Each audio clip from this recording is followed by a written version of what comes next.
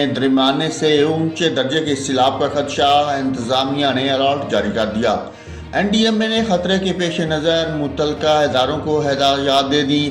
تفصیلات کے مطابق فیڈرل فلڈ کمیشن کی پیشگوئی کے مطابق آئندہ 24 گھنٹوں کے دوران دریائے چناب میں مرالا، خانقی اور قادر آباد کے مقام پر پانی کا بہاؤ بڑھنے کے باعث درمیانے سے اونچے درجے کے سیلاب کا خدشہ ہے۔ اس خدشے کے پیش نظر این ڈی ایم اے نے وفاقی اداروں، حکومت پنجاب اور پی ڈی ایم اے پنجاب کو ہدایات جاری کر دیں۔ این ڈی ایم اے نے متعلقہ اداروں کو ضروری اقدامات اٹھانے اور اگر ضرورت پڑے تو وفاقی حکومت سے تعاون کی درخواست بروقت کرنے کو کہا۔